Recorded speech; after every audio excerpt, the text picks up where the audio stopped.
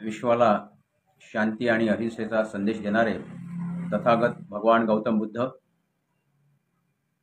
संत शिरोमणी संत नामदेव महाराज, जगद्गुरू संत तुकोबाराय, ज्या मातेनं या विश्वाला 2 छत्रपती दिले ती राष्ट्रमाता राजमाता मा जिजाऊ, कुळवाडी भूषण बहुजन प्रतिपालक छत्रपती शिवाजी महाराज, तरुणांचं प्रेरणास्थान छत्रपती संभाजीराजे, आद्य शिक्षक महात्मा ज्योतिराव फुले, आरक्षणाचे जनक राजर्षी शाहू महाराज, विश्वरत्न डॉक्टर बाबासाहेब आंबेडकर, कर्मयोगी गाडगे महाराज, राष्ट्रसंत तुकडोजी महाराज आणि या देशाचे पहिले कृषी मंत्री भाऊसाहेब पंजाबराव देशमुख आणि ज्या ज्या महामानवांनी या देशातील कष्टकरी कामकरी बहुजन समाजाच्या कल्याणाकरता आपलं आयुष्य खर्ची घातलं त्या समस्त महामानवांना सर्वप्रथम विनम्र अभिवादन।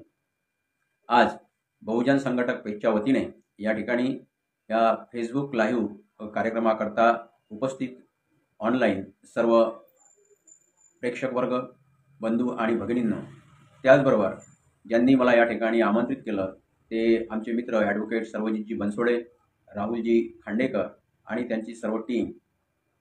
आज आपल्या या व्याख्यानाचा विषय आहे महापुरुषांच्या बदनामीमागे षड्यंत्र काय। हा विषय घेऊन आपण आज या ठिकाणी चर्चा करणार आहोत। आपणा सर्वांना माहीत आहे की मागील काही दिवसांपासून आपल्या महाराष्ट्रामध्ये आणि संपूर्ण देशामध्ये सुद्धा एक वेगळ्या प्रकारचं वातावरण निर्माण झालेलं आहे आणि त्या माध्यमातून देशामध्ये अशांतता, अस्वस्थता, धर्मांधता, जातीयता आणि विषमता निर्माण करण्याचं फार मोठं षड्यंत्र देशामध्ये सुरू आहे। अशा वातावरणामध्ये आणखी आगीत तेल टाकण्यासाठी काही राजकारणी मंडळी, काही संवैधानिक पदावरील मंडळी आमच्या महापुरुषांचा वेळोवेळी अपमान करत आहे आणि त्यामुळं या महाराष्ट्रामध्ये, या महाराष्ट्राच्या भूमीमधील मराठी माणसांमध्ये प्रचंड आक्रोश आहे, संतापाची भावना आहे आणि त्यामुळेच वेगवेगळ्या ठिकाणी वेगवेगळ्या वक्त्यांच्या माध्यमातून, लेखकांच्या माध्यमातून या अशा प्रकारे महापुरुषांच्या बदनामीच्या संदर्भामध्ये, अपमानाच्या संदर्भामध्ये आंदोलनं सुरू आहे, त्यांचा निषेध सुरू आहे आणि आमच्या महामानवांचा, आमच्या महापुरुषांचा, आमच्या महानायकांचा हा जो अपमान, अवमान, चारित्र्यहनन जे सुरू आहे त्याबद्दल महाराष्ट्राची जनता राज्यकर्त्यांना काही प्रश्न विचारू इच्छित आहे आणि म्हणूनच आज या ठिकाणी आपण महापुरुषांच्या बदनामी मागील षड्यंत्र काय आहे, ही मंडळी कोण आहे की जे वेळोवेळी आमच्या महापुरुषांचा अपमान करतात, महापुरुषांचा अपमान करण्यामागे यांचा काही अजेंडा आहे काय आणि जाणून बुजून ते बहुजनांच्याच महामानवांचा, महापुरुषांचा अपमान का करतात याच्यावर सुद्धा चिंतन आणि मंथन होणं अत्यंत गरजेचं आहे। बंधू आणि भगिनींनो, सर्वात आधी महापुरुष म्हणजे काय हे सुद्धा आपण समजून घेतलं पाहिजे, कारण जे लोक आमच्या महापुरुषांचा अपमान करतात त्यांच्याजवळ कोणी महापुरुष नाही, महापुरुष म्हणवून घेण्याच्या लायकीचा आणि पात्रतेचा एकही माणूस त्यांच्याकडे नाही आणि त्यामुळे ते सतत बहुजनांना श्रद्धास्थानी असणाऱ्या, बहुजनांच्या हृदयामध्ये स्थान असणाऱ्या महामानवांचा वेळोवेळी अपमान करत असतात। महापुरुष त्यांना म्हणतात की जो माणूस खरोखर महान आहे, ज्या माणसाचं कार्य खरोखर मोठं आहे, विशाल आहे, ज्या माणसाच्या मनामध्ये सर्वसामान्य गोरगरीब जनतेच्या विषयी कळवळ आहे, आपुलकी आहे आणि ज्या माणसानं, ज्या व्यक्तीनं आपलं संपूर्ण आयुष्य, आपलं घरदार, आपलं कुटुंब याच्यावर तुळशीपत्र ठेवून आपल्या जन्मापासून तर मृत्यूपर्यंत आपल्या संपूर्ण आयुष्यामध्ये फक्त आणि फक्त सर्वसामान्य गोरगरीब लोकांचीच चिंता केलेली आहे, काळजी केलेली आहे आणि गोरगरिबांकरता आपल्या संपूर्ण आयुष्याचा होम केलेला आहे, असे जे लोक आहेत जे स्वतःच्या जीवनाचा विचार न करता अहोरात्र दुसऱ्यांच्या जीवनाचा विचार करतात, अहोरात्र दुसऱ्याच्या कल्याणाचा विचार करून स्वतःचं आयुष्य खर्ची घालतात, अशा लोकांना महापुरुष म्हणतात आणि असे महापुरुष बहुजन समाजामध्ये मोठ्या संख्येनं निर्माण झाले आहे। सिंधू संस्कृतीपासून तर या 21व्या शतकापर्यंत येथील कष्टकरी कामकरी बहुजन समाजामध्ये अनेक महापुरुषांनी जन्म घेतलेला आहे आणि या महापुरुषांनी आपल्या कार्यानं, आपल्या कर्तृत्वानं, आपल्या समाज प्रबोधनानं येथील बहुजन समाजाला एक वेगळ्या प्रकारची दिशा देण्याचं काम केलेलं आहे। समस्त बहुजन समाजामध्ये जागृती करून बहुजन समाजाला त्यांच्या कल्याणाचा आणि उद्धाराचा मार्ग दाखवण्याचं काम आमच्या समस्त महापुरुषांनी केलेलं आहे। हे कार्य इतकं महान आहे की या देशामध्ये येथील वैदिकांनी जी विषमतावादी, जी मनुवादी व्यवस्था निर्माण करून ठेवलेली होती, ही व्यवस्था उलथून टाकण्यासाठी या महापुरुषांनी प्रचंड मोठं एक प्रकारचं काम करून ठेवलेलं आहे, प्रचंड संघर्ष केलेला आहे आणि या संघर्षातून इथल्या 18 पगड जाती जमातीच्या बहुजन समाजाला एक चांगल्या प्रकारचं मार्गदर्शन करून त्यांच्या जीवनाला एक वेगळी दिशा देण्याचा प्रयत्न आमच्या महापुरुषांनी केलेला आहे. दुसऱ्या बाजूने विचार करतात जे लोक सतत आमच्या महापुरुषांचा अपमान करतात, फक्त याच काळामध्ये नाही, हा इतिहास खूप जुना आहे.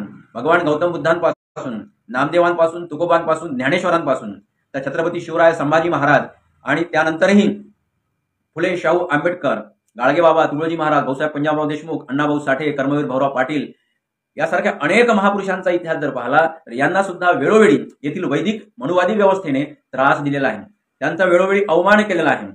यांची बदनामी करण्याचा एकही संधी येथील या वैदिक व्यवस्थेने सोडलेली नाही. आणि त्यामुळे जरी आपण 21व्या शतकामध्ये जगत असलो, या शतकाला विज्ञान आणि तंत्रज्ञानाचं शतक म्हणून आम्ही त्याचा गौरव करत असलो, सायन्स अँड टेक्नॉलॉजीचं युग म्हणून मार आम्ही जय जयकार करत असलो, तरी सुद्धा याही काळामध्ये आमच्या महापुरुषांचा वेळोवेळी अपमान का होतो आहे याच्यावर सुद्धा आम्हाला 21व्या शतकातील शिकले सवरले सुशिक्षित माणसं म्हणून बारकाईनं चिंतन करणं अत्यंत गरजेचं झालेलं आहे.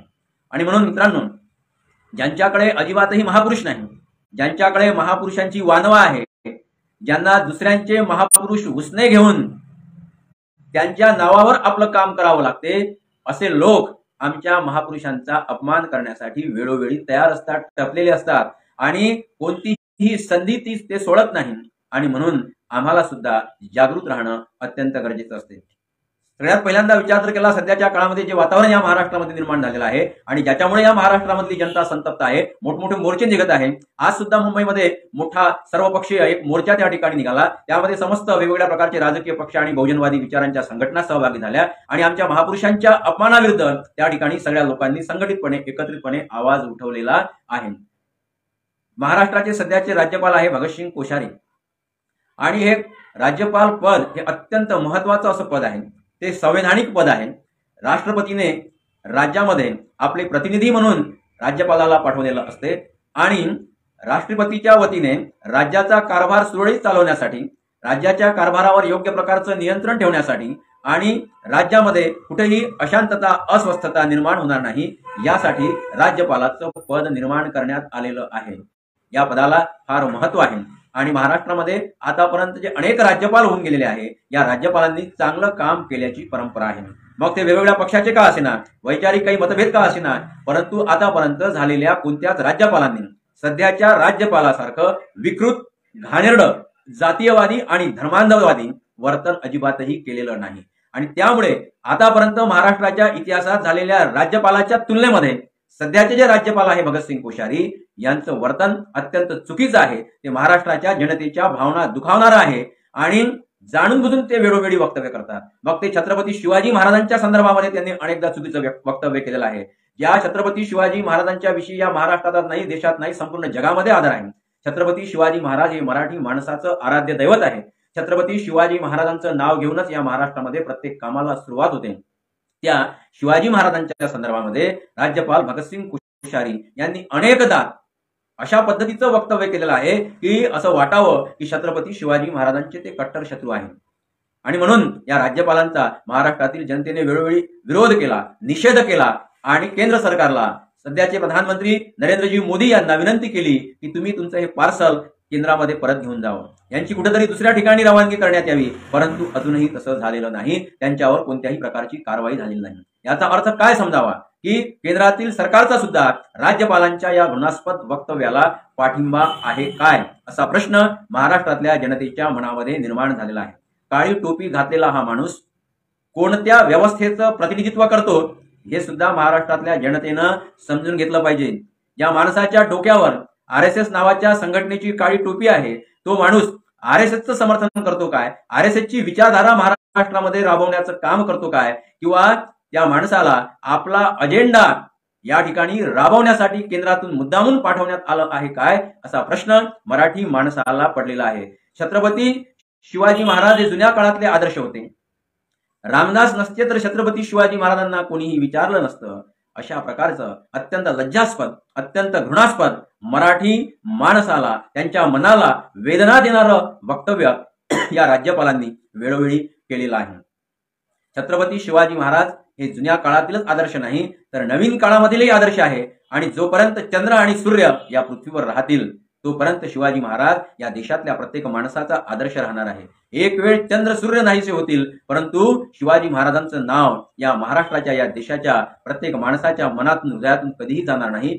एवढं दैदिप्यमान कार्य छत्रपती शिवाजी महाराजांनी आपल्या 50 वर्षाच्या आयुष्यामध्ये करून ठेवलेलं आहे. असं असताना सुद्धा राज्यपाल भगतसिंग कोश्यारी शिवाजी महाराजांच्या प्रचंड मोठ्या हिमालयासारख्या कार्यकर्तृत्वाचं श्रेय रामदासांना देतात.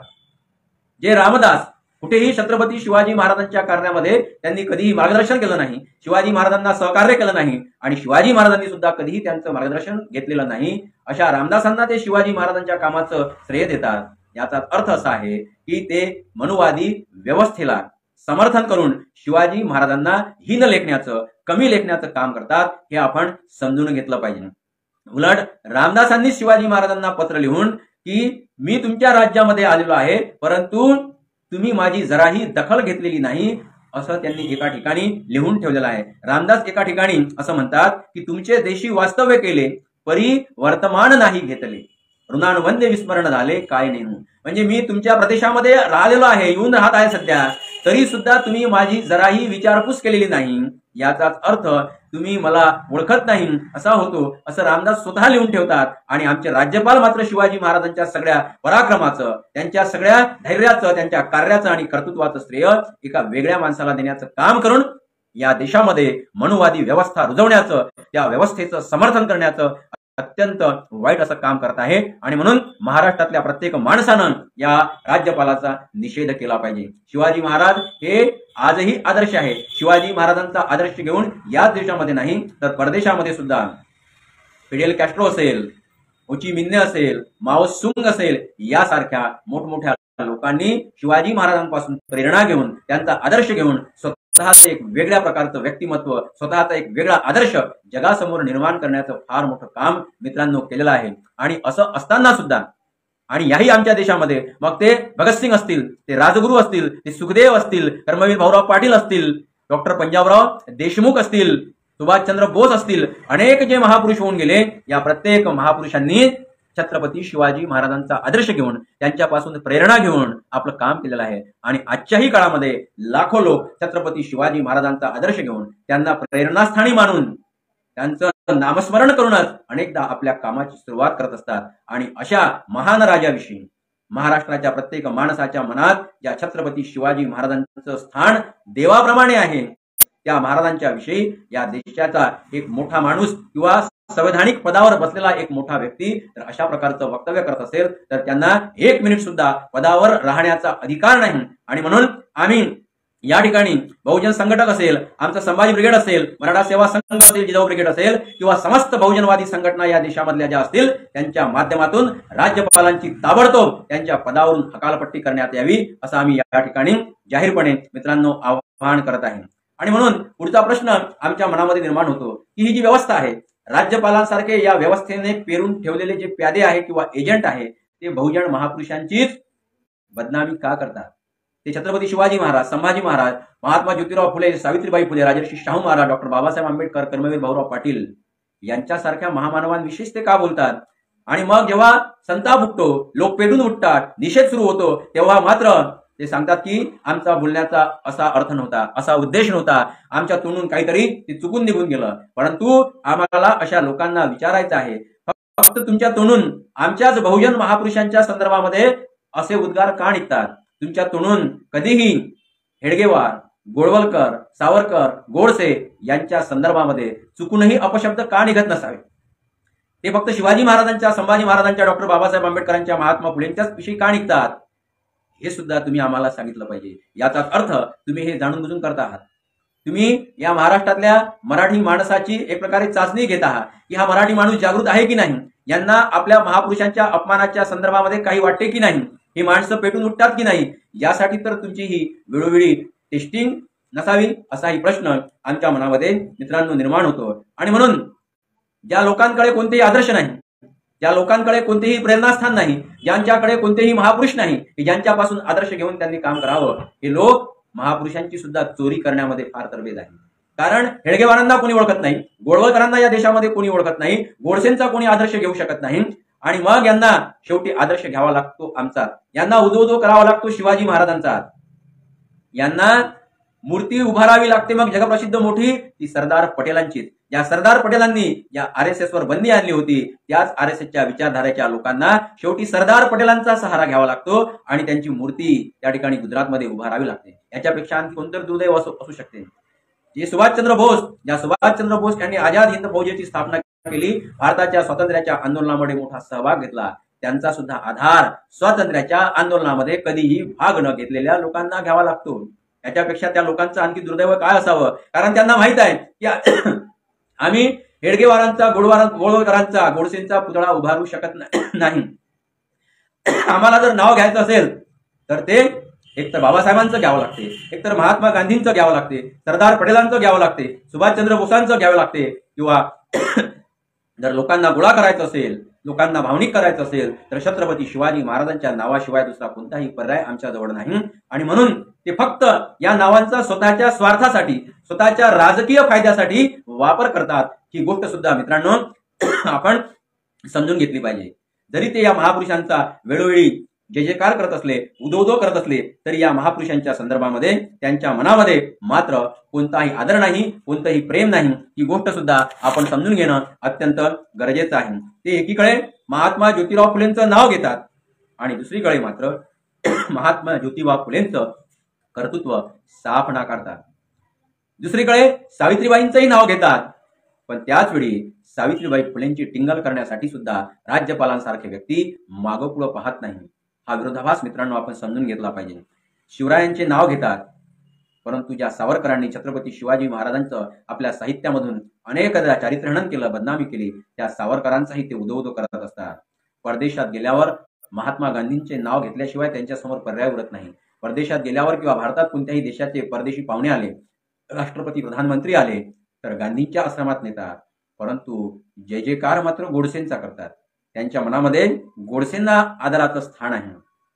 लोकांना संभ्रमित करण्यासाठी, लोकांना आपल्या बाजूने वळवण्यासाठी जय श्रीराम म्हणतात, पण खासगीमध्ये मात्र त्यांचा नारा, त्यांचं अभिवादन हे जय परशुराम असते. हे बहुजन समाजानं समजून घेतलं पाहिजे. प्रभू श्रीरामाच्या बाबतीमध्ये लोकांच्या हृदयात आदराची, प्रेमाची भावना आहे. त्यांचं प्रभू श्रीरामाचं स्थान लोकांच्या मनामध्ये अत्यंत एक मोठं दैवत म्हणून आहे. आणि म्हणून लोकांना फक्त लोकांची मतं घेण्यासाठी जय श्रीराम म्हणायचं, पण स्वतःच्या कार्यक्रमामध्ये मात्र परशुरामाचा फोटो ठेवायचा, परशुरामाचा उदो करायचा, त्याचा जय जयकार करायचा आणि अभिवादन करताना जय परशुराम म्हणायचं. इतकी दुटप्पी, इतकी ढोंगी, इतकी नाटकी ही व्यवस्था आहे, इतके नाटकी हे लोक आहे. आणि म्हणून मित्रांनो आपण यांचा हा ढोंगीपणा, यांचा हा नाटकीपणा आणि लोकांना संभ्रमित करणारं यांचं हे षडयंत्र समजून घेणं अत्यंत गरजेचं आहे.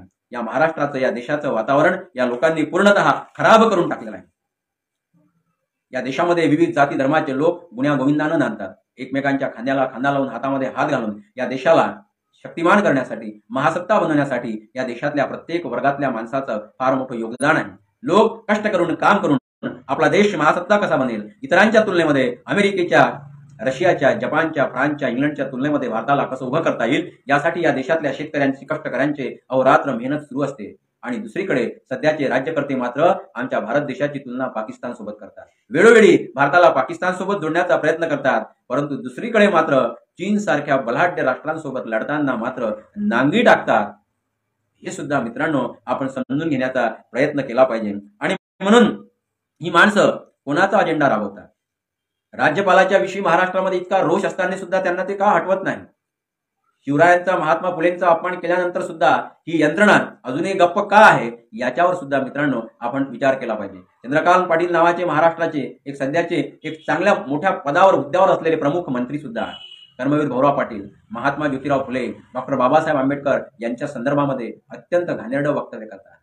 या महापुरुषांनी आपल्या शैक्षणिक संस्था, शाळा सुरू करण्यासाठी, महाविद्यालय सुरू करण्यासाठी लोकांना भीक मागितली, अशा प्रकारचं वक्तव्य करून या महामानवांच्या कार्याचा आणि कर्तृत्वाचा अपमान करतात, जाहीरपणे अपमान करतात. तरी सुद्धा यांना जराही लाज वाटत नाही.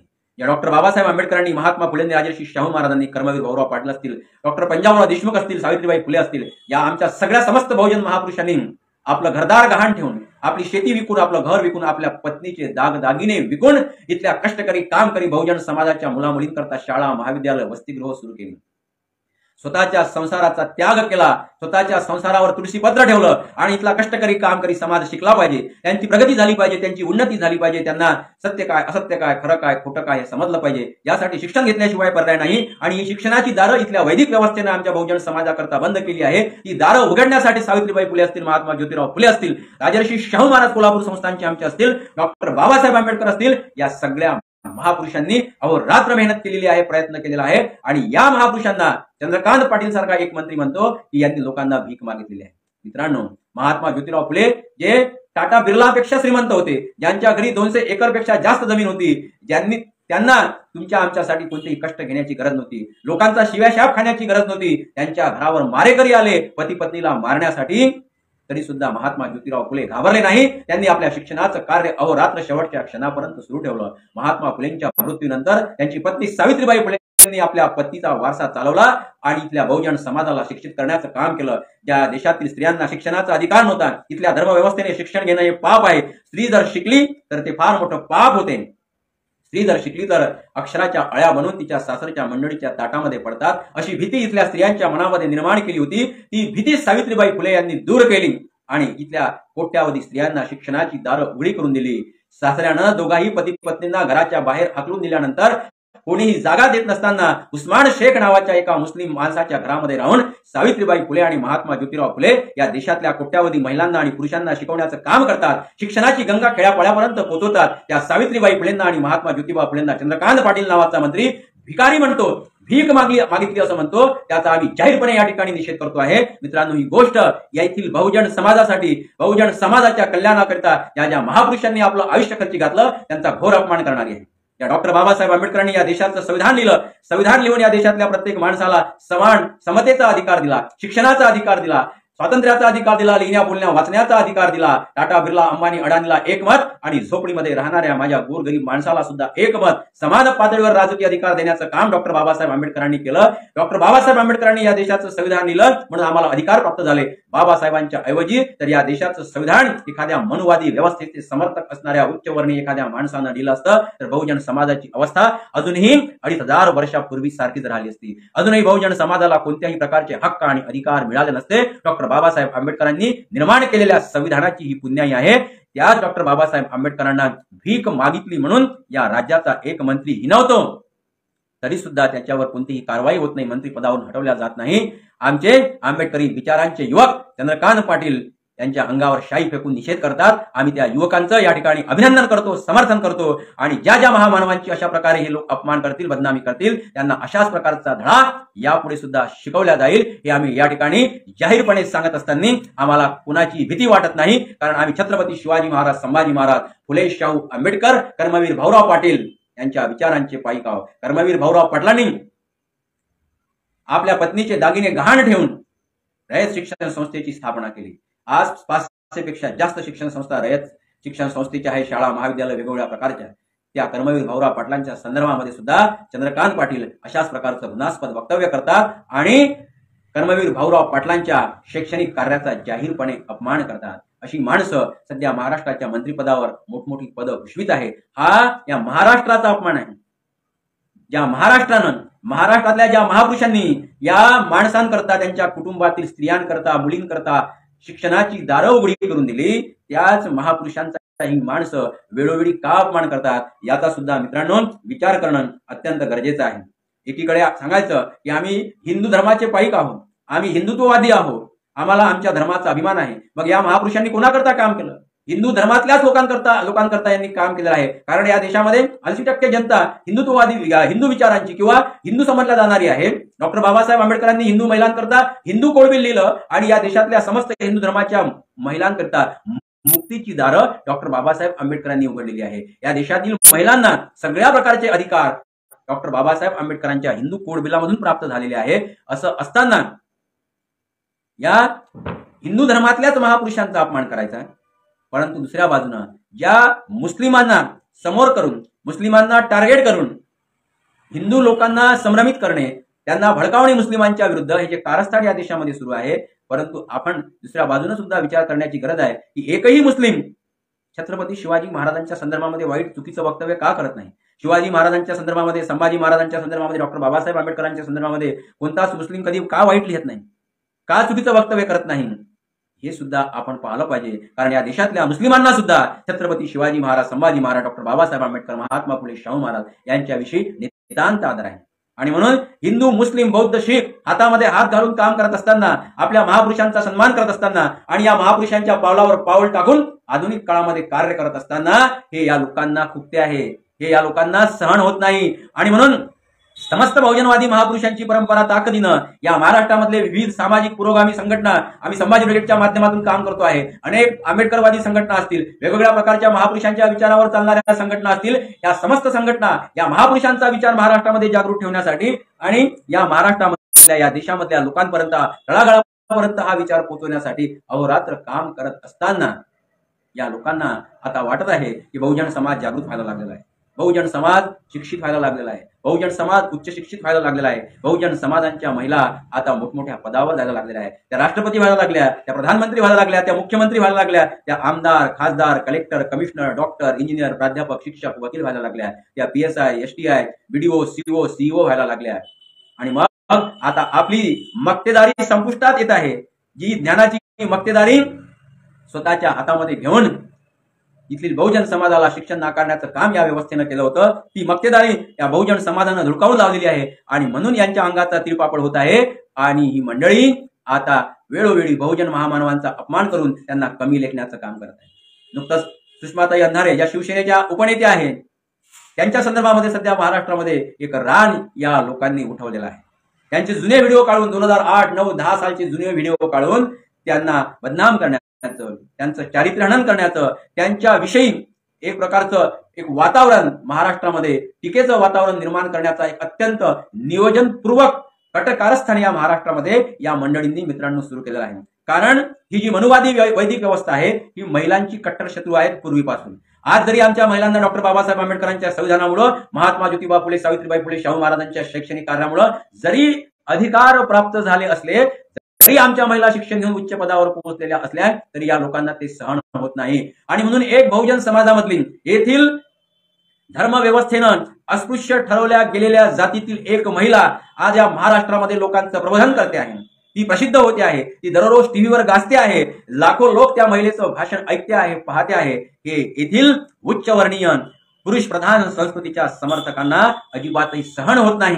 आणि म्हणून सुषमाताई अंधारेंना वेगवेगळ्या प्रकारे कैचित पकडून त्यांना नामोहरम करण्याचं फार मोठं घृणास्पद षडयंत्र या देशामधल्या उच्चवर्णीय मनुवादी व्यवस्थेनं मित्रांनो सुरू केलेलं आहे. आणि म्हणून कधी त्यांच्या कौटुंबिक विषयावरून, कधी त्यांनी महापुरुषांचा, संतांचा अपमान केला हे सांगून त्यांना बदनाम करण्याचं फार मोठं कारस्थान काही मंडळी मित्रांनो करतात. आपण जागृत असलं पाहिजे. एक महिला, आधीच बहुजन समाजामधल्या महिला सार्वजनिक जीवनामध्ये यायला मागपुढं पाहतात, आणि एक सुषमाताई अंधारे सारखी महिला सार्वजनिक जीवनामध्ये येऊन आपल्या वक्तृत्वाच्या, आपल्या अभ्यासाच्या, आपल्या विद्वत्तेच्या आणि ज्ञानाच्या बळावर लोकांना मार्गदर्शन करते आहे, लोकांचं प्रबोधन करते आहे. आणि त्या महिलेपासून आदर्श घेऊन, प्रेरणा घेऊन हजारो महिला तयार होते आहेत.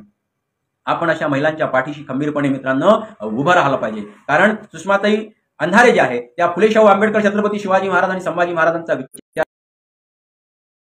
अशा प्रकारचं काम करत असताना त्यांना ही मंडळी विरोध करत आहे. ही जुनीच परंपरा आहे. सावित्रीबाई फुलेंना सुद्धा यांनी विरोध केला होता, अहिल्याबाई होळकरांना विरोध केला होता. सावित्रीबाई फुलेंची शाळा बंद करणारे, सावित्रीबाई फुलेंच्या घरी मारेकरी पाठवणारे, सावित्रीबाई फुलेंच्या अंगावर शेण, माती, दगड फेकणारी माणसं कोण होती? ती त्या काळामध्ये जशी होती आजच्याही काळामध्ये तेच आहे. आज जरी साधनं बदलले, तंत्र बदलले, मार्ग बदलले, डावपेच बदलले, पण विचार मात्र तेच कुस्सित आहे, विचार मात्र तेच घाणेरडे आहे. मित्रांनो लक्षात घेतलं पाहिजे. ज्या ज्ञानेश्वराचा, तुकोबांचा संदर्भ घेऊन ही माणसं सुषमाताई अंधारेंना बदनाम करत आहे, त्या ज्ञानेश्वर माऊलींना, त्यांच्या कुटुंबाला बहिष्कृत करण्याचं, त्यांच्या कुटुंबावर बहिष्कार टाकण्याचं, त्यांना गावामधून हाकलून देण्याचं आणि त्यांना समाधी घेण्यास भाग पाडण्याचं कारस्थान कोणी केलेलं आहे याचं उत्तर या व्यवस्थेनं आणि या व्यवस्थेच्या समर्थकांनी दिलं पाहिजे. लक्षात घ्या, ज्ञानेश्वर ब्राह्मण होते, परंतु त्याही काळामध्ये ज्ञानेश्वरांनी ज्ञानेश्वरी लिहिली आणि इथल्या बहुजन समाजाच्या हितासाठी काम केलं, कल्याणाचा विचार मांडला. म्हणून या ब्राह्मणी मनुवादी व्यवस्थेनं ज्ञानेश्वरांना सुद्धा विरोध केलेला आहे, त्यांच्या वडिलांवर, त्यांच्या कुटुंबावर बहिष्कार टाकलेला आहे. आजही तेच सुरू आहे. मग ते कोणीही असो, आजच्या काळामध्ये दाभोळकरांच्या बाबतीमध्ये तेच झालेलं आहे. डॉक्टर नरेंद्र दाभोळकर अंधश्रद्धा निर्मूलन समितीचं काम करून आमच्या संतांचा आणि महापुरुषांचा विचार सांगून या महाराष्ट्रातल्या जनतेमध्ये जनजागृती करण्याचं फार मोठं काम करत होते. संतांचा विचार सांगून लोकांमधील अंधश्रद्धा, घातक रूढी, परंपरा, कर्मकांड दूर करून एक विज्ञानवादी विचाराचा प्रसार आणि प्रचार करण्याचं काम डॉक्टर नरेंद्र दाभोळकर करत असताना त्यांना संपवण्याचं फार मोठं कारस्थान या देशामध्ये झालेलं आहे. म्हणून ती व्यवस्था आजही कायम आहे. ती व्यवस्था आजही तुमचं वर्चस्व, तुमचं ज्ञान, तुमची बुद्धिमत्ता सहन करू शकत नाही. तुम्ही लोकांमध्ये करत असलेली जनजागृती त्यांना अजिबातही आवडत नाही. येथील बहुजन समाजानं सदैव आपल्या गुलामगिरीमध्ये राहावं. येथील बहुजन समाजानं सदैव त्यांच्या वर्णवर्चस्वाच्या, धर्माच्या गुलामगिरीमध्ये राहून त्यांच्या मनानं काम करावं, त्यांचं वर्चस्व मान्य करावं, अशा प्रकारची विचारधारा असणारी ही माणसं आहे. आणि म्हणून ज्ञानेश्वरांचा आणि तुकोबांचा आधार घेऊन सुषमाताई अंधारेंना टार्गेट करतात. पण तुकोबाची अभंगगाथा इंद्रायणीमध्ये बुडवणारे कोण होते हे सुद्धा या लोकांनी आता उत्तर दिलं पाहिजे. तुकोबांना सदैव वैकुंठ गमनाला पाठवणारे कोण होते याचं उत्तर सुद्धा मित्रांनो आपण या मंडळींना मागणं ही काळाची गरज आहे. संत नामदेवांना मंदिरातून कोणी हाकलून दिलं होतं? या संत नामदेवांनी वारकरी धर्माची पताका संपूर्ण भारतामध्ये पसरवली. या महाराष्ट्रामधून तर भारताच्या कानाकोपऱ्यामध्ये काश्मीर पर्यंत, पंजाब पर्यंत संत नामदेव महाराज गेले आणि नाचू कीर्तनाचे रंगी, ज्ञानदीप लावू जगी यासारख्या अभंगाच्या माध्यमातून येथील बहुजन समाजाला ज्ञानाचं महत्व सांगणारे संत नामदेव महाराज यांना सुद्धा मंदिराच्या बाहेर हाकलणारी ही व्यवस्था आजही जिवंत आहे. आणि म्हणून या व्यवस्थेच्या विरोधात उभं राहणं तुमचं आमचं प्रत्येकाचं, विशेषतः या देशातल्या शिकलेल्या वर्गाचं काम आहे. आम्ही जर शिक्षण घेतलं असेल, आम्ही जर डॉक्टर बाबासाहेब आंबेडकर, महात्मा फुले, सावित्रीबाई फुले, राजर्षी शाहू महाराजांच्या कार्यानं, कर्तृत्वानं शिक्षित झालो असेल तर आमच्या शिक्षणाचा उपयोग लोकांना जागृत करण्याकरता, लोकांमध्ये एक चांगल्या प्रकारचं समतेचं, ममतेचं, विज्ञानवादाचं वातावरण निर्माण करण्याकरता मित्रांनो आम्ही प्रयत्न केला पाहिजे. आणि म्हणून सुषमाताई अंधारे ज्ञानेश्वरांचा अपमान करतात, तुकोबांचा अपमान करतात असं खोटं सांगून लोकांना हे माणसं संभ्रमित करत आहे. काय त्यांनी सांगितलं की रेड्याच्या मुखातून वेद वदवले, असं जे चमत्कार आमच्या संतांच्या मुखी त्यांच्या कर्तृत्वाला चिपळले जातात किंवा तुकोबा सदैव वैकुंठाला गेले हे सांगितलं जाते, त्याच्या मागची चिकित्सा न करता, कारणी-मीमांसा न करता, कारण आमच्या संतांनी सुद्धा चमत्कारावर प्रहार केलेले आहे. आमच्या जगद्गुरु तुकोबांनी सांगितलं की शेंदराचे दैवत केले, नवस बोले तयासी, नवसे कन्या पुत्र होती, तर का करणे लागे पती, चमत्कारावर प्रहार केले. तुकोबा पुन्हा म्हणतात की तयांचे स्वाधीन दैवते असती, तरी का मरती त्यांची पोरे. हा तुकोबांचा अभंग जे स्वतःला तथाकथित वारकरी समजतात आणि वारकरी म्हणून घेऊन आमच्या सध्याच्या काळामधील प्रबोधनकारांना विरोध करतात, त्या तथाकथित वारकऱ्यांना खरा वारकरी धर्म समजला आहे काय, हा प्रश्न आम्ही त्यांना विचारतो. वारकरी म्हणजे कोण? जो असत्यावर प्रहार करतो, जो अंधश्रद्धेवर प्रहार करतो, जो जातीयतेवर, धर्मांधतेवर आणि विषमतेवर प्रहार करतो, जो इथल्या पुरोहितशाहीवर प्रहार करतो, तो खरा वारकरी. वारकरी खरा कोण आहे? या देशातला कष्टकरी, कामकरी, शेतकरी, बहुजन समाज हा खरा वारकरी आहे. जो वारीमध्ये पायी चालतो, जो आपल्या डोक्यावर, आपल्या खांद्यावर गाठोडं घेऊन पंढरपूरच्या पांडुरंगाचं दर्शन घेण्यासाठी 2 महिने, 3 महिने, 4 महिने सतत चालतो, पांडुरंगाचं दर्शन घेतो. पंढरपूर म्हणजे काय आहे? पंढरपूर म्हणजे आमच्या संतांनी निर्माण केलेलं बहुजन समाजाचं एक मध्यवर्ती केंद्र आहे. ज्या पंढरपुरातून पांडुरंगाच्या दर्शनानं आमच्या समस्त बहुजन समाजाला एक स्फूर्ती मिळते, एक त्यांना चालना मिळते, त्यांच्या मनामध्ये ऊर्जा निर्माण होते आणि पांडुरंगाचं दर्शन घेऊन त्या ठिकाणी संतांच्या प्रबोधनानं, संतांच्या विचारानं आमचा बहुजन समाज जागृत होतो आणि ऊर्जा घेऊन पुन्हा आपल्या गावी परत येतो आणि वर्षभर पुन्हा आपल्या कामामध्ये व्यस्त होऊन आपलं कुटुंब सांभाळतो. तो खरा वारकरी आहे. वारकऱ्यांच्या नावावर काही लोक, आरएसएसचे समर्थक या वारकऱ्यांच्या दिंडीमध्ये घुसलेले आहे. हे वारकऱ्यांनी सुद्धा मित्रांनो समजून घेणं काळाची गरज आहे. हे खरे वारकरी नाही. यांना तुकोबाशी काही घेणं देणं नाही, यांना संत ज्ञानदेवाशी काही घेणं देणं नाही, यांना संत नामदेव महाराजांशी काही घेणं देणं नाही. या लोकांनी संत चोखामेळाला मंदिरातून हाकललं, त्यांच्यावर चोरीचे आरोप केले, शेवटी त्यांना मातीमध्ये, भिंतीमध्ये गाळून मारलं. ते चोखामेळा सुद्धा आपल्या अभंगामध्ये विठ्ठलाला विनंती करतात, अभंगामध्ये लिहितात की धाव पाव विठू आता चालू नको मंद, बडवे मत मारिती काय माझा अपराध, शिव्या देऊणी म्हणताय महाराज देव पाठविला, विठ्ठलाचा हार तुझ्या कंठी कैसा आला. संत चोखामेळा सुद्धा आपली खंत व्यक्त करतात, विठ्ठलाला विनंती करतात की माझ्यावर हे लोक चोरीचा आरोप करतात. या बहुजन समाजासाठी पंढरपूरचं विठ्ठलाचं मंदिर या वैदिक व्यवस्थेनं अनेक वर्षपर्यंत बंद ठेवलं होतं. आमच्या महापुरुषांनी आंदोलन केलं, सत्याग्रह केले आणि तेव्हा कुठे या पंढरपूरच्या विठ्ठलामध्ये पांडुरंगाचं दर्शन घेण्यासाठी आमच्या बहुजन समाजासाठी ते मंदिर खुलं झालं. अजूनही त्या ठिकाणी अनेक बडवे या आमच्या बहुजन समाजाच्या लोकांना वेळोवेळी अपमान करतात. एक 2006 मध्ये गोपाल रामकृष्ण बडवे नावाचा तिथलाच एक पुजारी पंढरपूरच्या विठ्ठलाच्या तीर्थकुंडामध्ये त्याने लघुशंका केली होती. स्वतःचं मूत्र त्या ठिकाणी त्यानं विसर्जित केलं होतं. त्याला अटक झाली होती. आमच्या संभाजी ब्रिगेडच्या कार्यकर्त्यांनी त्याला पकडून दिलं होतं. कोर्टाच्या समोर त्याला हजर जेव्हा करण्यात आलं तेव्हा हा उद्धटपणे त्या ठिकाणी सांगतो की मी अनेक दिवसापासून हे कृत्य करत आहे. त्यावेळी मात्र कोणी वारकरी पेटून उठले नाही. तेव्हा समस्त महाराष्ट्रातल्या पुरोगामी चळवळीच पेटून उठल्या आणि त्या गोपाळ बळवेला त्या ठिकाणी अटक करण्यात आली. छत्रपती शिवाजी महाराजांचा अपमान होतो तेव्हा हे तथाकथित स्वतःला समजणारे वारकरी कधीच पेटून उठत नाही.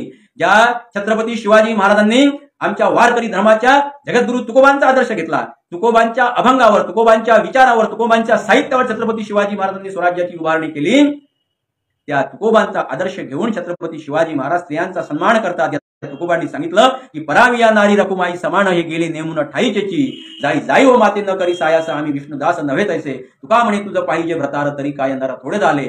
हाच विचार घेऊन छत्रपती शिवाजी महाराजांनी शत्रूच्या स्त्रियांचा सुद्धा सन्मान केला पाहिजे ही विचारधारा आपल्या राज्यामध्ये रुजवली. त्याच छत्रपती शिवरायांच्या विचारांचा आदर्श घेऊन या काळामध्ये सुषमाताई अंधारे काम करतात आणि स्वतःला तुकोबांचे वारसदार समजणारे लोक मात्र त्या एका स्त्रीला, एका महिलेला अपमानित करण्याचं, तिचं चारित्र्यहनन करण्याचं, तिला नामोहरम करण्याचं काम करतात. ही तुकोबांची, वारकऱ्यांची परंपरा नाही. कारण वारकरी आपल्या शत्रूचा सुद्धा सन्मान करतात. जे खरे वारकरी असतात त्यांच्या मनामध्ये कोणाविषयी द्वेष राहत नाही, कोणाविषयी घृणा राहत नाही, ते कोणाचाही कधी अनादर करत नाही. शत्रूंच्या विषयी सुद्धा आदर असणारे जे लोक आहेत ते खरे वारकरी आहेत. कारण तुकोबांनी सांगितलं अवघी एकाचीच विन तेथे कैसे भिन्न, अवघी एकाचीच विन तेथे कैसे भिन्ना भिन्न, विष्णुमय जग वैष्णवांचा धर्म भेदा भेद भ्रम अमंगळ, कुणाही जीवाचा न घडो मत्सर वरव सर्वेश्वर पूजनाचे. हा तुकोबांचा विचार घेऊन चालणारे, समतेची रुजवणूक करणारे, सगळ्या मानव प्राण्याला समान समजणारे, स्त्री पुरुष समानता मानणारे जे लोक आहेत ते खरे वारकरी आहे. आणि जे छत्रपती शिवाजी महाराजांचा अपमान होऊन डॉक्टर बाबासाहेब आंबेडकरांचा, महात्मा फुलेंचा, सावित्रीबाईंचा, कर्मवीर भाऊराव पाटलांचा अपमान झाल्यानंतर सुद्धा तोंडात बोळे टाकून चूप बसतात, एका वाक्यानेही या चंद्रकांत पाटलांचा किंवा कोश्यारींचा निषेध करत नाही. ते वारकरी नसून वारकरी धर्मात घुसलेले वैदिक व्यवस्थेचे एजंट आहे, हे आम्ही या ठिकाणी जाहीरपणे मित्रांनो नमूद करू इच्छितो आहे. आणि म्हणून मित्रांनो, ही जी व्यवस्था आहे ही व्यवस्था अत्यंत घातक आहे. ही व्यवस्था या देशाला लागलेली कीड आहे. भारत महासत्ता न होण्यामध्ये या मनुवादी व्यवस्थेचा फार मोठा वाटा आहे. येथील बहुजन समाज शिकू नये, सुशिक्षित होऊ नये, त्यानं पुस्तकं वाचू नये, त्यांनी महापुरुषाचा आदर्श घेऊ नये, त्याने आमच्या संतांचा खरा विचार समजून घेऊ नये, यासाठी ही व्यवस्था अहोरात्र कारस्थान करत असते, अहोरात्र षड्यंत्र रचत असते. आणि मग त्या षड्यंत्राच्या माध्यमातून येथील समस्त समाजाला एक प्रकारे चुकीचा संदेश देण्याचं काम करते. कारण आमची संत आणि महापुरुष समतेचे समर्थक आहे, त्यांना समता पाहिजे होती आणि हे लोक समरसतेचे पाईक आहे. आणि म्हणून त्यांना बाबासाहेबांची समता चालत नाही, महात्मा फुलेंची समता चालत नाही, शिवाजी महाराजांची समता त्यांना आवडत नाही. त्यांना हेडगेवारांची, गोळवळकरांची, देवदासांची समरसता पाहिजे आणि ते मग संभ्रमित करतात समता आणि समरसता हे शब्द सांगून. पण मित्रांनो, समता आणि समरसतेमध्ये खूप फरक आहे. समता म्हणजे इक्वॅलिटी आणि समरसता म्हणजे सिमिलॅरिटी, या दोन शब्दामध्ये फरक आहे. सोनं आणि पितळ हे जरी वरून सारखं दिसत असलं परंतु त्याच्यामध्ये जमीन आसमानचा फरक आहे. त्यामुळे समता आणि समरसता हे दोन शब्द पूर्णतः वेगवेगळे आहेत. समता ही आमची बहुजन समाजाची आहे आणि समरसता ही इथल्या आरएसएसच्या लोकांनी काढलेला हा शब्द आहे. आणि म्हणूनच समतेला नेस्तनाबूत करण्यासाठी समरसता मंचची स्थापना मुद्दामून डॉक्टर बाबासाहेब आंबेडकरांच्या जयंतीच्या दिनी 14 एप्रिल 1983 ला केली जाते. आणि समरसतेच्या माध्यमातून समतेचा विचार पायदळी तुडवण्यासाठी वेळोवेळी डॉक्टर बाबासाहेब आंबेडकरांचा अपमान केला जातो. एकीकडे सांगायचं की बाबासाहेबांच्या संविधानामुळेच मी या देशाचा प्रधानमंत्री होऊ शकलो आणि त्यांच्याच कार्यालयाच्या बाजूनं बाबासाहेब आंबेडकरांचं संविधान जाहीरपणे जाळलं जाते, तरी सुद्धा कोणत्याही प्रकारची कारवाई होत नाही, त्या व्यक्तीचा निषेध होत नाही.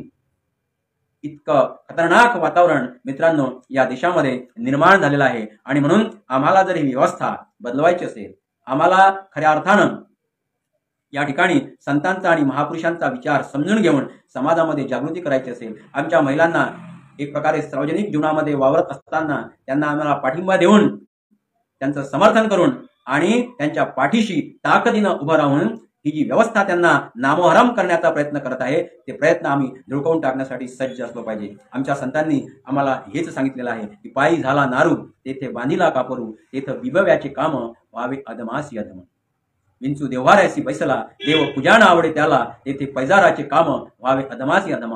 आमच्या तुकोबांनी हा विचार दिला आहे. आणि म्हणून कोश्यारी असतील, चंद्रकांत पाटील असतील किंवा सुधांशू त्रिवेदी असतील किंवा आणखी ही जी पिलावळ आहे, हे जे आमच्या महापुरुषांचा वेळोवेळी अपमान करतात, त्यांना तुकोबांच्याच विचारानं भले तरी देऊ गांडेची लंगोटी, नाथाळाची माथी हानू काठी हा विचार घेऊन आम्हाला यांना सरळ करावं लागेल, अन्यथा ही व्यवस्था या देशामध्ये आणखी भयानक अशा प्रकारचे कारस्थान करून या देशाला पूर्णतः उद्ध्वस्त केल्याशिवाय राहणार नाही. आणि म्हणून सुषमाताई अंधारेवर तुटून पडणारे तथाकथित वारकरी चंद्रकांत पाटलांचा विरोध करत नाही, कोश्यारींचा विरोध करत नाही, आसाराम सारख्या, राम रहीम सारख्या, नित्यानंद स्वामी सारख्या आमच्या स्त्रियांवर बलात्कार करणाऱ्या तथाकथित साधूंचा कधी निषेध करत नाही, त्यांच्या विरोधात कधी मोर्चे काढत नाही. पण एका स्त्रीच्या विरोधात मात्र जे लोकांचं प्रबोधन करते आहे आणि त्यांच्या विरोधात मात्र मोर्चे काढण्याचं काम करतात, हे खरे वारकरी नाही. अशा लोकांना तुकोबा सांगतात की मुखे सांगे ब्रह्मज्ञान जन लोकाची कापितो मान, ज्ञान सांगतो जनासी नाही अनुभव आपणाशी, कथा करीतो देवाची अंतरी आशा बहुलोभाची, तुका म्हणे तोची वेडा त्याचे हानुनी तोंड फोळा. आणि म्हणून जगद्गुरु तुकोबांचा, संत नामदेवांचा, संत ज्ञानेश्वरांचा, सावता महाराजांचा, गोरा कुंभारांचा, सेना महाराजांचा, तुकोबांची अभंगगाथा इंद्रायणीमध्ये डुबवल्यानंतर ती लिहून काढणाऱ्या संत जगनाळे महाराजांचा विचार घेऊन मित्रांनो आम्हाला चालायचं आहे. आमच्या महापुरुषांनी सुद्धा त्यांच्या संपूर्ण आयुष्यात या संत विचारांचाच अवलंब केला, या संत विचारांचाच आधार घेऊन या फुले, शाहू, आंबेडकर या सगळ्या महापुरुषांनी आपलं काम केलेलं आहे. डॉक्टर बाबासाहेब आंबेडकरांनी सुद्धा आपल्या मूकनायक वर्तमानपत्रामध्ये जगद्गुरु तुकोबारायांच्या अभंगानुसार आपलं काम केलेलं आहे. आणि तो अभंग आपल्या मूकनायक वर्तमानपत्रामध्ये शीर्षस्थानी टाकून तुकोबांना एक प्रकारे अभिवादन केलं आहे. काय करू आता धरुनिया भीड, निशंक हे तोंड वाजविले, नव्हे जगी कोणी मुकियांचा जानन, सार्थक लाजुनी हित नव्हे. हे डॉक्टर बाबासाहेब आंबेडकर तुकोबांचं ब्रीदवाक्य आपल्या मूकनायक वर्तमानपत्राच्या शीर्षस्थानी छापून लोकांना तुकोबांच्या विचारानं प्रेरित करण्याचं काम करत होते. तीच विचारधारा मित्रांनो तुमची आमची आहे आणि त्याच विचारधारेनं आम्हाला चालायचं आहे. आणि म्हणून येणारा काळ हा अत्यंत कठीण आहे तुमच्या आमच्यासाठी, तुमच्या आमच्या मुलामुलींसाठी, येणाऱ्या नवीन पिढीसाठी. या नवीन पिढीच्या डोक्यामध्ये एक भयानक अशा प्रकारचं जातीयतेचं, धर्मांधतेचं विष पेरून या पिढीला तरुण वयातच यांचे मेंदू जाती धर्माच्या विषानं खराब करण्याचं षड्यंत्र देशामध्ये सुरू असताना या देशातल्या शिकलेल्या सवरलेल्या वर्गाचं एक फार मोठी जबाबदारी त्यांच्यावर आलेली आहे.